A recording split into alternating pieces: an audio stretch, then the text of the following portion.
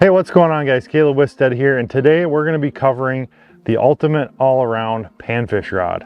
So if you are looking for a panfish rod to cover most of your needs and not have to buy multiple rods for different situations, this is going to be the video for you. So we're going to cover exactly what that setup is: length, action, power, how I set it up, what reel I'm using, what line I'm using. So before we get into that, I want to let you know this is part 2 in a series. So I started with the ultimate all-around walleye rod. I'll leave a link in the description below for that video in case you want to check it out. And make sure you subscribe because there's going to be more coming up for multiple species moving forward. And I may even get into some deep dives. So comment if you'd like to see some deep dives on different tactics and rods specifically for those tactics as well. But this was a request. Panfish rods are next. A couple of you wanted to see this video, so here we go. Let's get into it. All right guys, so what is the ultimate all-around panfish rod? Well, here's the one I chose. This is a St. Croix 7-foot medium light extra fast Avid series panfish rod. So this is designed for panfish. So as far as the length, I chose 7 foot because for panfish, I like to have better casting distance with light lures. The longer the rod, the better your casting distance. Also, I'm not really concerned about tight spaces. I'm usually in an open boat when I'm fishing for panfish, so a longer rod is not going to be in my way. Also, a longer rod is going to help absorb head shakes, and it's going to help keep those fish hooked after you hook them with these light hooks that we often use for panfish. So a 7 foot is perfect for an all-around panfish rod.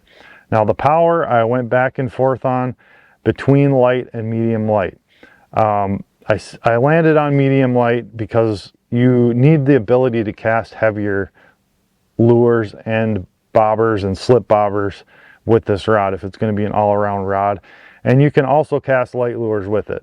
If you go light on the rod, it's going to have a hard time casting a heavier slip bobber rig or, you know, 1/4 ounce jig or anything like that. It's going to be too light. There's also the issue of hook sets on, you know, heavier fish, deeper fish. So all around panfish rod, I went a little bit on the heavier side, went with a medium light. So that's my choice for all around pan fishing. Now you could use a light, but in some cases you may struggle with some of those heavier baits and lures. So as far as the action goes, most of my all around rods are going to be an extra fast action. This means they're going to bend really well in about the upper quarter of the rod. So they're gonna taper to a backbone fairly quickly. And in most cases, that's gonna really help you set the hook quickly when you get a bite, but it also gives you enough flexibility in the tip to see the fish take the lure, and they're not gonna feel you with that soft tip. But man, you can pop them really quick and have a nice backbone, and especially if you happen to hook a bigger fish, it comes in really handy to have that extra fast action.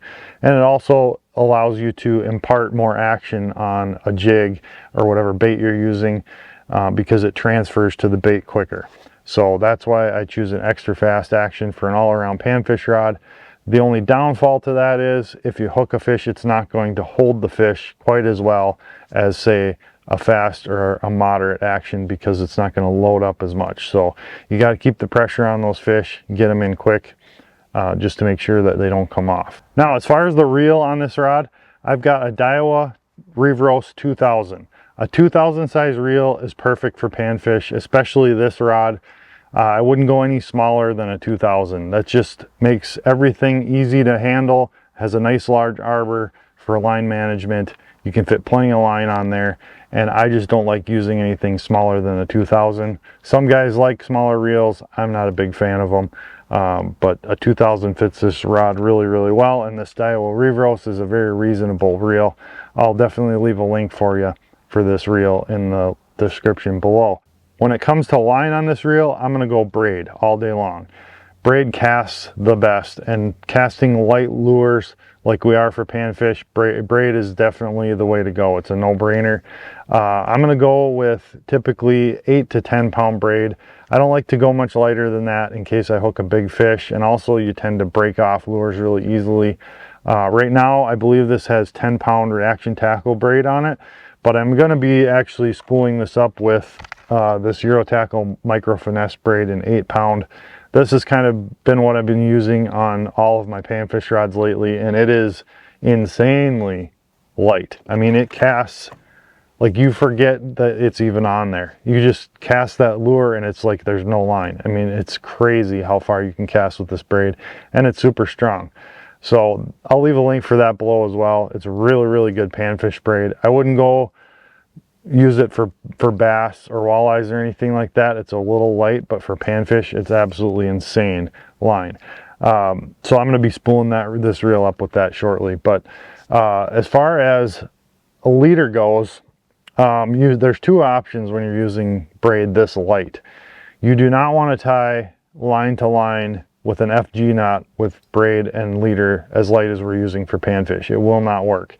So you have two options. One is a swivel, like I have here, about 2 feet up the line, just a little micro swivel. And you can tie that with just basically a uni knot on each side. Or you can use an Alberto knot. An Alberto knot works really well with line to line on smaller diameter lines like we're going to be using for panfish. Now, speaking of lures, you guys got to check this out. This is the new Eurotackle switch rig, and I'm going to be definitely diving into these in some of my future videos. These are brand new, but basically there is a little clip in here. You can change the weight or you can change the hook on this without untying, and it's a tungsten weight, drops really fast, and you can switch your weights out for different depths, and it also obviously swivels, so it's got a really good action to it. I'm excited to try these. They're also designed to be used with weedless hooks, so like they make these little extra wide gap worm hooks for these things, and I'm going to be able to snake this through the weeds and catch crappies and perch this summer. I'm super excited about that, so I'll leave a link for that below as well, because that's going to be a killer. So that's basically it, guys. That is the ultimate setup. So I'll go over it one more time here. This is a 7-foot medium light extra fast St. Croix Avid Series panfish rod, and that is my go-to. We've put a 2000 size Daiwa Reveros on there, and we've got this spooled up with, well, what's going to be 8-pound Eurotackle finesse braid, and that is my ultimate all-around panfish setup. So hopefully you guys got something out of this video.